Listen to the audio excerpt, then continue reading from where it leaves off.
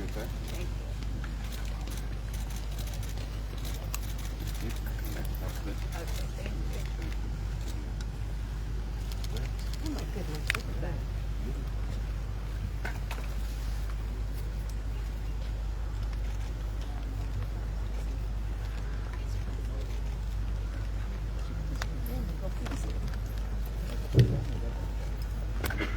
It's very unfortunate.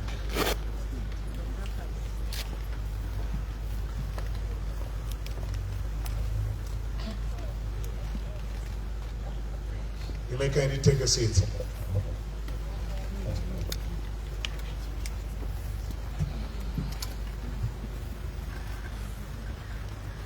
Mr. Hakainde Hichilema, President of the Republic of Zambia, Honorable Madam Kamala Harris, Vice President of the United States of America, Cabinet Ministers present from most countries, members of the press, distinguished invited guests, ladies and gentlemen. Welcome to the press conference being held here at State House this afternoon. And to begin the process, I'll now have the singular honor and privilege to call upon the President of the Republic of Zambia to deliver his remarks. Mr. President, sir. Thank you very much. My duty really is simple this afternoon: to warmly welcome Vice President Harris to State House, of course her delegation to State House, to Zambia, and for many of us Zambians, it's receiving somewhat a daughter of our own country, somebody who spent time here in her early years. So welcome, truly welcome, Vice President Harris and your team. We have covered a couple of things inside there, and I will not take too much time, but simply to indicate how strong and how proud we feel about our relationship, the U.S.-Zambia relationship, anchored on a number of common values, beliefs, constitutionalism, rule of law, protection of human beings, our own citizens, global citizens, so they can feel safe as they go about doing their normal business in their homes, in their workplaces, and elsewhere. We value that. We also value the bilateral relationship that we have. The first part I indicated is more global democratic family, global democratic family, but our bilateral relations going very well, long history of friendship since our independence. And obviously, if I return to the democratic values, Vice President Harris, on behalf of the people of Zambia, I want to express how delighted we are to have been chosen to co-chair the second Summit for Democracy. It closed yesterday, and we want to say thank you to President Biden, yourself, the American government, and its people. I know that South Korea feels the same, the Netherlands feel the same, Costa Rica feels the same. So thank you for that opportunity. And I believe we utilize that opportunity well during the summit. Zambia has a clear focus on what we want to do. We were elected on a platform of delivering a functioning economy. Reconstructing the economy is our critical agenda, because we know when we do that, we'll be able to take care of the needs of our people. Education for the young, health service delivery for our people, looking after the old, looking after those that live with disabilities. The list goes on. So priority for us, Vice President Harris, as a country now, is to rebuild our economy. In there sits macro stability, the environment that will allow us to support increased investment, trade, and the like. What is keeping us down for now, Vice President, is the debt overhang. We carry a debt burden that really is making it difficult for us to continue with our restructuring process of the economy. And it's actually beginning to negate on the gains we've already made, such as in the foreign exchange market. And the area we resolve this matter, the better, and we ask for your support, as always, and the support of others to deal with it. And we know when we unlock the debt, more investments will come. We know that when more investments come, we'll create jobs for our young people. As an African country, a number of our people, population, is young. And we have to take care of them. Not just jobs, but business opportunities as well. So we are keen to invest in our people, skills, keen to invest in technology, to share with you the advances in technology is something that we place a premium on because it will help, as you said inside, equalize things. The technology platform that delivers for our economies, for our people, will take us where we want to go, together with other companies. But we want to assure you that we will continue upholding the principles of good governance, fighting corruption, equitable treatment of all our people is very important. And we're happy to fly the flag on our continent of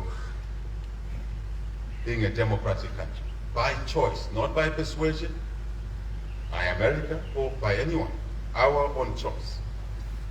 Because we came from a background that did not deliver for us, a system that did not deliver for us.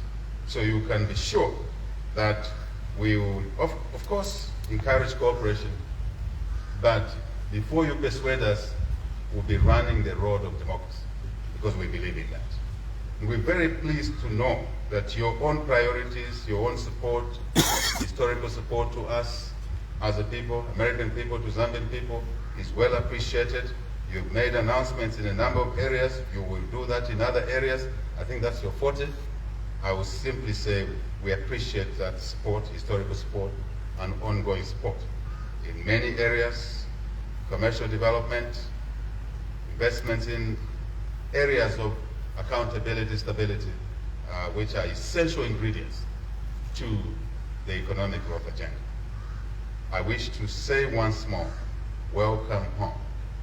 And please take some rest after today's session. You've been on a marathon tour of Africa. We're the last leg. So it means a lot of your energy was sucked in Ghana, in Tanzania, but we want your time. But we still care for your health. Thank you very much. Thank you. Thank you, Mr. President, and it is very good to see you again.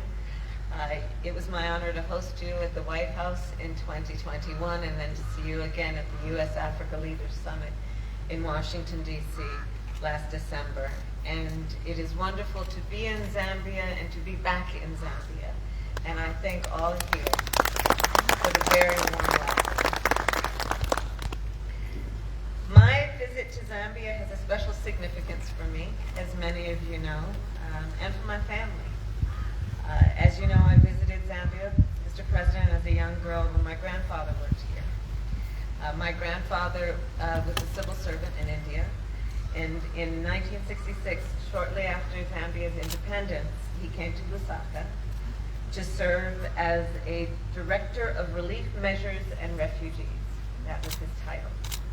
He served as an advisor to Zambia's first president, Kenneth Kaunda, and he was an expert on refugee resettlement. I remember my time here fondly. I was a child, so it is the memory of a child. But I remember being here and just how it felt, and the warmth and the excitement that was present.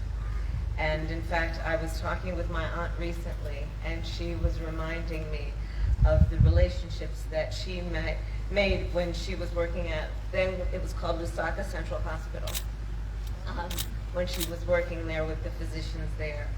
So from my family and from all of us, we extend our greetings and hello to everyone here. There are strong people-to-people ties as well between the United States, the people of the United States, and the people of Zambia. One may recall that Kenneth Kaunda visited the United States in 1960 and met with Martin Luther King Jr. to discuss peaceful forms of protest. He again visited the United States in 1961 to meet with President John Kennedy in the Oval Office. The late, great Congressman John Lewis visited Lusaka to attend the independence celebration in 1964. And all of that to say there is a long and enduring history of the relationship with Zambia, and it reinforces what you and I have continued to discuss during our time together, which is our collective commitment to principles of freedom, justice, and democracy. And our shared history then is an underpinning of the relationship that we have today. Today, the President and I had a discussion on a number of important issues. We discussed, for example, as the President had mentioned, our shared commitment to democracy. I want to thank the President publicly for co-hosting the Summit for Democracy yesterday. You too must be exhausted hosting that summit and then hosting our delegation, and I thank you. But the summit was extraordinary in the work that you, as a leader of it, did to convene leaders to advance our collective efforts, to strengthen democratic institutions, to protect human rights, to support free and fair elections, and to accelerate the fight against corruption. Zambia has indeed embarked on an ambitious democratic reform agenda under your leadership, Mr. President. And as I have said previously on this trip, democracy and good governance around the world is a priority for the United States, and we will always stand with those who are fighting for those principles. To that end, I am pleased to announce more than $16 million for new programs in Zambia, including a focus on anti-corruption and other reform efforts. Mr. President, thank you. You and I have had extensive conversations about the economy and the work that you have done, and I congratulate on behalf of being a partner with you and just observing what you have done as a leader and as president to put real measures in place to strengthen the economy in Zambia. And the work that you have done is about also implementing an economic reform agenda. We will remain a strong partner to build long-term economic growth and boost investment in Zambia. And we will continue to advocate for a speedy finalization of Zambia's debt treatment and the restructuring. And we have talked extensively about that. Our administration believes the international community needs to help countries such as Zambia regain their footing. So I will reiterate a call that we have made now many times for all bilateral official creditors to provide a meaningful debt reduction for Zambia. At the same time, we must focus forward and on long-term growth. As I've said throughout my trip, I believe that the innovation that is taking place across this continent will unlock incredible economic growth and opportunities for the entire world. I am working during this trip to drive more private sector investment to Zambia and to the continent to accelerate the innovation and entrepreneurship that is already underway. To strengthen business ties, I am pleased to announce that the United States and Zambia will sign a commercial development MOU, a Memorandum of Understanding, which will help to develop and implement commercial projects and increase the flow of goods and services between our nations. The President and I also discussed extensively the issue of the climate crisis. And I thank you, Mr. President, for your leadership there as well. You have begun innovative public-private partnerships to focus on protecting forests and to protect and rewild landscapes, which will of course increase biodiversity and sequester carbon. The United States is committed to these types of innovative solutions to support climate adaptation, mitigation, and resilience. In fact, tomorrow I will visit a farm outside of Lusaka to announce $7 billion in public-private sector investments for this continent. And I will then end my comments where I began. My family's time in Lusaka in the 1960s. When I talk to my family about their memories, it is clear about the excitement that existed here in Lusaka at that beginning of that era. And I remain optimistic, inspired by your leadership and the work of your administration. Because what is happening here on the ground, Mr. President, is truly about understanding the potential and seeing what is possible and then working to achieve that. So again, I thank you for the warm welcome. It was good to be with you again. Thank you.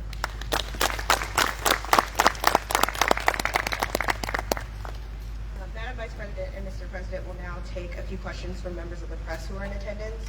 I would ask those who ask questions to step to this microphone. We'll first start with Annie Linsky of the Wall Street Journal.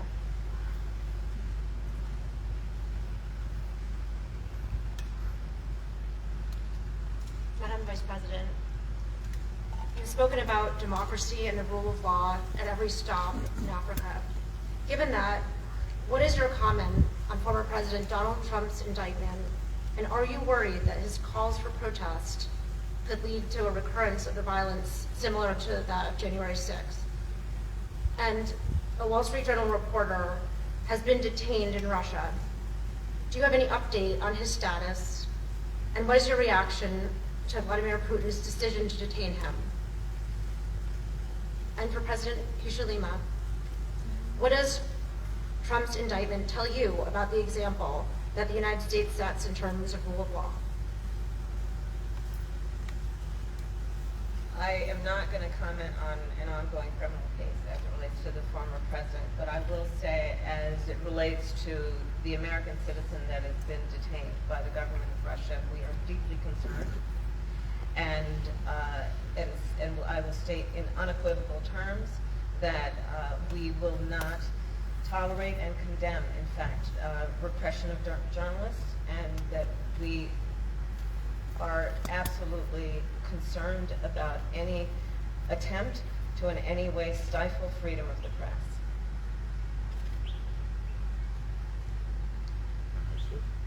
Yes. Right.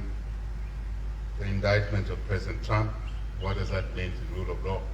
I think let's remove names from your question. Let's put what we decided we will do to govern ourselves in an orderly manner.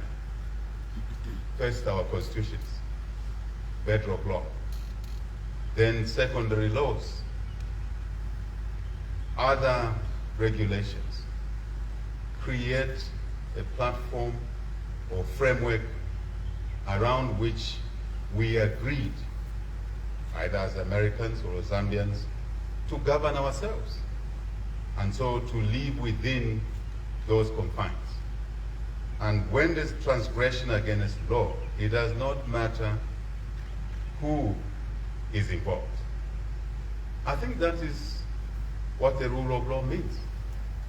So I take out a name, I put in place of a name what we citizens of our countries, citizens of the global community, must do as we exercise our rights and freedoms, and where our rights and freedoms end, other people's rights and freedoms commence.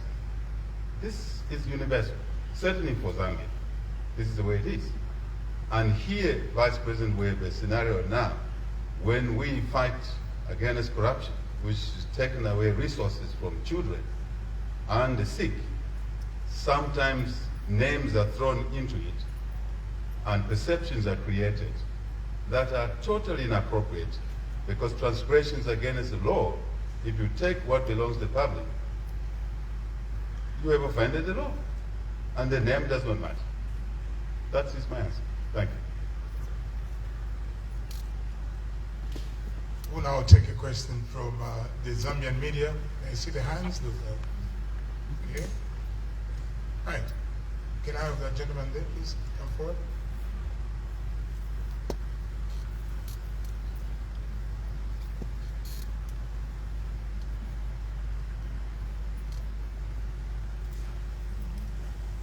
Good afternoon, Mr. President. Good Good afternoon, Madam Vice President. My name is Masauso Mukwayaya from the Zambia National Broadcasting Corporation. Madam Vice President, we want to find out, I know you've touched on the issue of debt, but we want to find out what immediate interventions are available for the United States of America to help Zambia emerge out of this situation which is strangling the economy. Thank you so much. Thank you. So it is probably the main focus of my trip to the continent, including culminating the trip here in Lusaka in Zambia, which is to work with leaders such as the president here as a partner to work together on the goal of strengthening democracies, understanding that undergirding a lot of that has to be to meet the everyday needs of the people, much less the needs of their aspirations and ambitions. When I look at what's happening on the continent of Africa as a general matter, I'm very excited about it. The median age of this continent is 19. By 2050, 1 in 4 people occupying Mother Earth will be right here on this continent. There's incredible opportunity just on those demographics alone, much less what we are seeing in terms of the innovation and ingenuity that is coming from this continent to the benefit of the entire world. So having worked with the president on a number of issues, the president of Zambia, including our mutual goal to strengthen democracies and democratic principles, understanding that when democracies are intact, the people benefit. I am here to then do the work that we can through, for example, public-private partnerships to bring the kind of US dollars and resources that I have mentioned, such as the $7 billion, to bear for the continent on what we can do to spur innovation, to invest in talent, and again, to the benefit not only of the people on this continent, but the people in the United States and around the globe.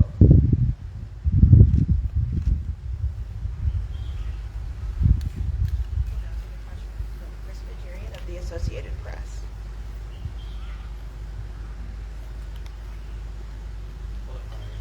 I have a question for each of you. For Vice President Harris, what is the United States doing specifically to push China on restructuring the debt with Zambia? And what is the United States' responsibility here, given that some of the debt is held by companies like BlackRock in the United States? And for President Hichilema, China's influence in Africa is very controversial in Washington. Do you consider China's role in the continent a constructive one? And what could the United States do to play a more constructive role here as well? So on your first point, I'll reiterate the point I made earlier. We are continuing to reiterate our call for all bilateral official creditors to provide meaningful debt reduction to Zambia. And that includes the calls that we were making in the context of the IMF, that be done. But let me be clear, our presence here is not about China. It's about an independent understanding of the intertwined histories of our nations and our mutual commitment to democratic principles and a recognition and understanding of what it means to engage in smart investments and the potential for the future of the entire globe. I will reiterate, when we look at the talent, the innovation, the ingenuity that is taking place in countries like Zambia, when we look at the partnerships that we've already embarked on, many of which are public-private partnerships, private investment spurred or brought together by what we can do as the United States government, we're seeing incredible return on the investment both in terms of the investment in human capacity as well as the investment of resources. So the work we are doing here is the work that we believe and is designed to benefit the people, to strengthen communities, to uplift communities. And we are going to continue to do that work, understanding that the relationship that we have between the United States and Zambia is a relationship, again, based on shared ideals and principles that are always going to be designed to strengthen prosperity and security. Thank you, Vice President. Let me just tag on to what she's already said. China's influence on Africa, viewed in certain ways in the context of the U.S. What could the U.S. do to help Africa or Zambia, as it were? Let me just step aside a little bit and say things must not be seen that way. Things must not be seen that way. I totally agree with the Vice President that we're here to foster the U.S.-Zambia relationship. But there's a context in the sense that that relationship exists in the operating environment where other countries also exist. So, but the contextualization that if the U.S. and Zambia share a lot in common, strong bilateral relationship, historical relationship, then they are doing things against China. It's actually wrong, completely wrong. So I have said before, when I'm in Washington, I'm not against Beijing. Equally, when I'm in Beijing, I'm not against Washington. We have a globe we share. We have a planet we share, Earth. For us in Africa, we have our continent. It is easy to say when the president of Zambia is visiting Pretoria in South Africa, he's against Abuja and Nigeria. That's the logic. Not quite. What we expect of America and China as the two leading economies, number one, USA, number two, China, is to help us keep our world safe for everybody. Keep peace, stability, which would allow us to focus, for example, like us, on our economic reconstruction agenda. And by the way, as Zambia, to a large extent, we are responsible for the downgrade of our economy. The way we transacted, the way we related with people. That's why we, since taking office, we've reset our relationship with the global community, the League of Nations. I'm talking about the civilized League of Nations. So essentially, for now, we're expecting the US, as we've done in our conversations, to support us on resolving this debt overhang, for which, as a country, we're responsible. We didn't manage our affairs properly. We must accept that. Equally, we are asking, when we meet China, we are asking them to assist us resolve our debt burden and free resources to where they should go. Apply the free resources where they should go. So I am saying that the US and us have our relationship. They have their relationship with China. We have our relationship with the US, we have our relationship with China. But none of these relationships are about working against someone or a group of countries. I think that's what will keep our world safer, peaceful, secure. But let me be direct. I do believe that the US and China are engaging almost daily because of who they are, these two big countries. And our request to them is to keep our world safe, peaceful, orderly. For us, we would like to advance our democratic relationship with the Americans. and with others. I must say, and I said it yesterday, it's in public domain, we believe that a democratic framework will allow us to advance our agenda economic progression. We came from a one-party state, dictatorship. We didn't like it. Didn't work for us. So we want to stay this course. But we must not always see each other that when we meet with the vice president, then we are plotting against someone. We're not. Thank you.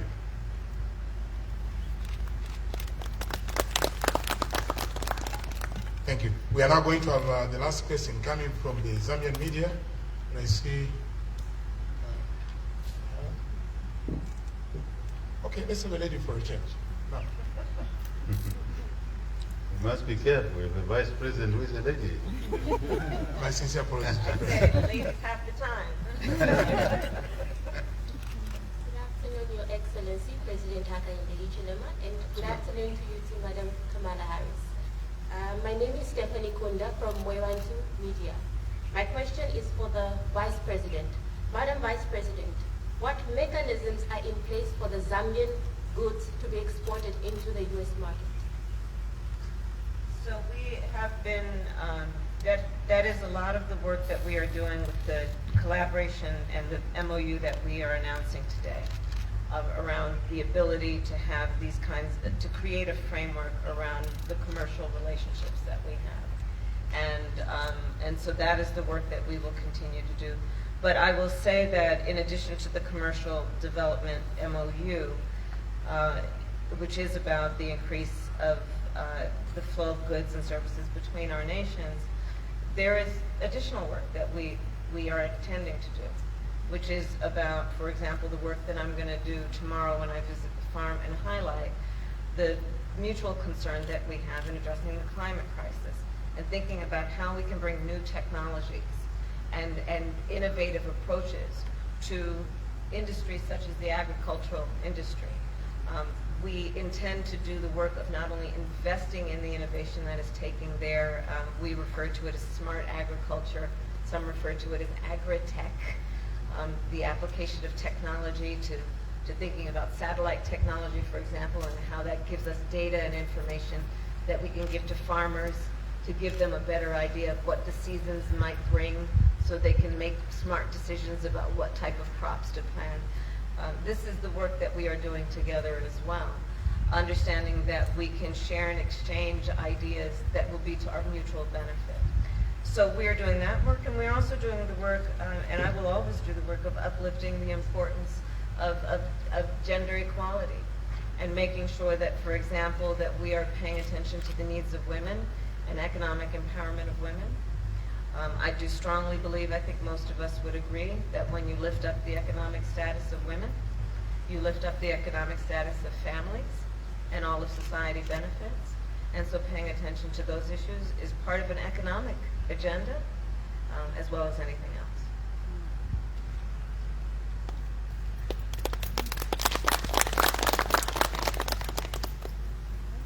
Mr. President, Honorable Madam Vice President of the United States of America, we have now come to the end of our press conference. May I now kindly ask our friends to remove the podium so that we have the last photo, and then we allow the President and the Vice President to exit. Thank you very much for your attention. Thanks.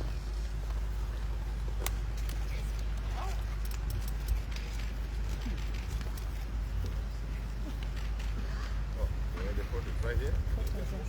Oh, okay.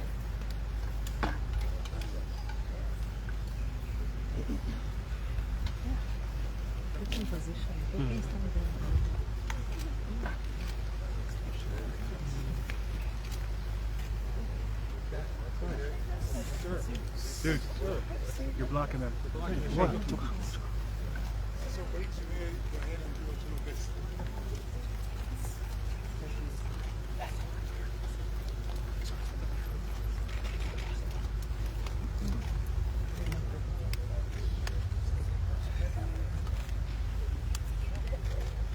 you taking the drafts?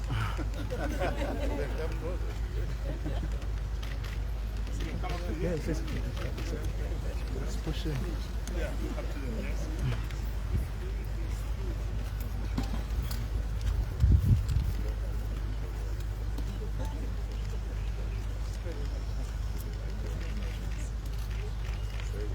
May we all now rise as we allow the President and the Vice President to take the thank you very much. Please, let's give way here.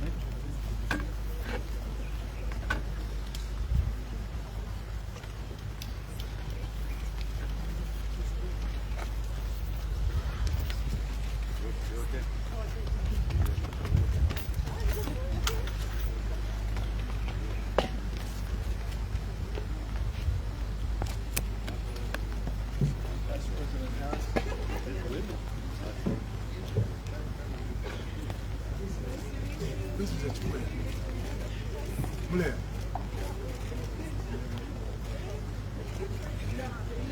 Quanto? Chama-se de Blanco. Presentation. They look at the presentation. Yes.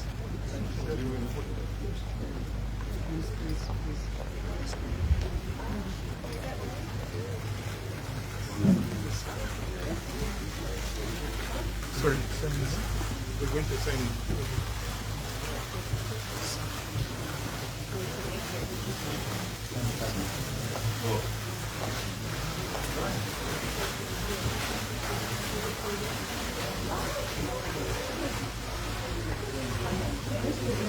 Maris.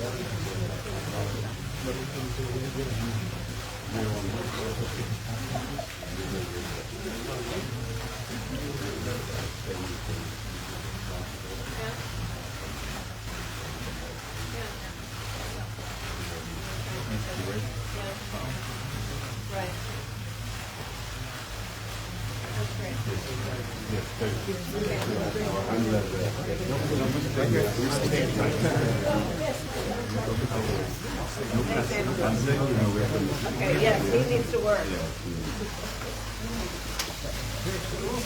Right here, right there. We need to mix and